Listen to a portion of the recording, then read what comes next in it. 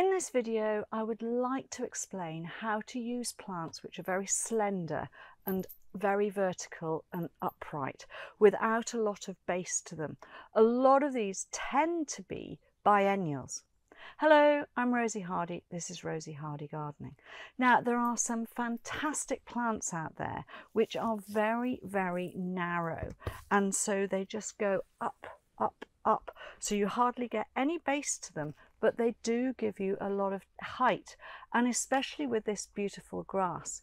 This is Stipa pseudoichu. It has a very low grass base here, and then when its flowering stems go up, they go right up here, which makes them lovely and wafty. Not quite out, but it's there, and they're really elegant. So very narrow and very slim, so they can fit into a smaller space. That is the one beauty of these narrow plants. Another one which goes up tall, that is perennial, by the way. Another one that goes up tall and should be taller than it is here in the pot. This is Salvia, sclarea, turkestanica, Vatican White.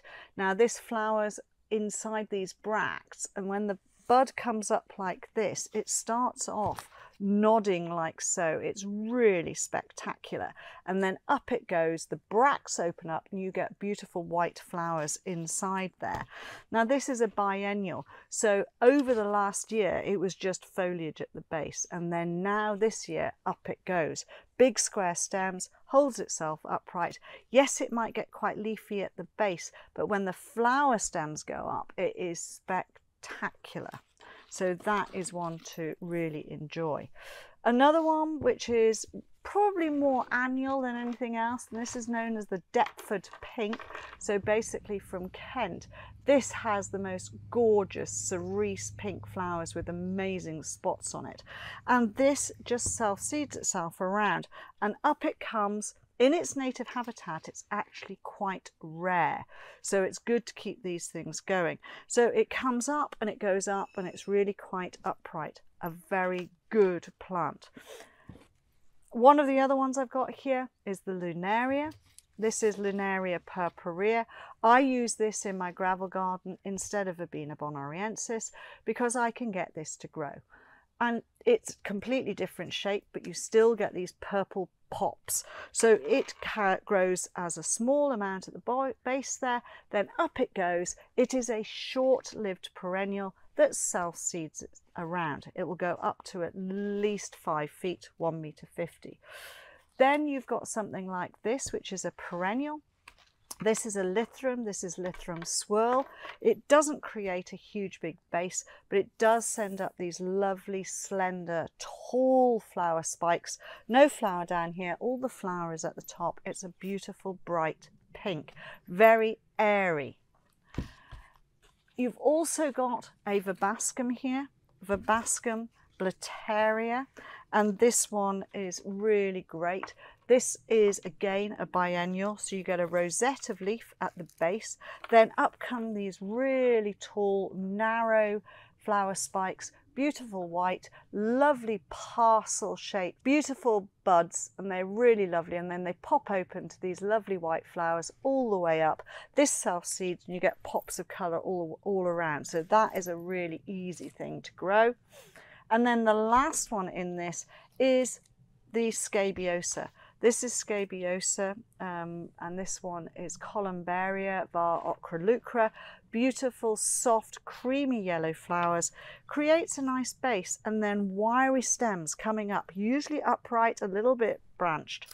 So what are we talking about with these? We're talking about things that don't take up a lot of space. They're only there for a short period because basically they grow 1 year, flower the next, then they're not there, then they will come back again. So they are brilliant plants for spot planting in and around and allowing to just pop up where you want them. And I love that with this type of plant. So you could create a really super border of the lovely grass being a centerpiece. So you've got your Stipa standing here. You'd have your Dianthus just in front of it. Now I'm using 3 plants in a clump to just give you an idea of what they might look like. They would sometimes get to being that size. The Stipa would certainly get to being that size. And then Your salvia would be here at the back like so.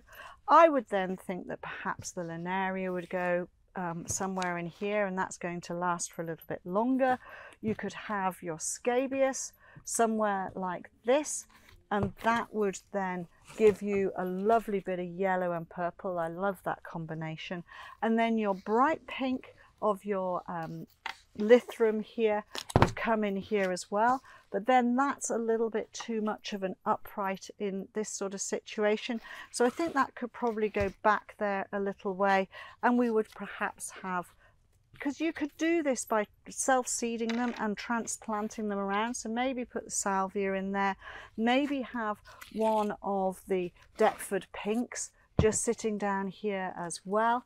And then what do you do with the Verbascum? Well, the Verbascum just want to be dotted in every now and again to give you a little bit of spire and another little bit of white, and they will then organize themselves. So you can create a wonderful effect with all of these uprights, but they aren't the same. You know, they're not all separate uprights. They're beautiful in their own right.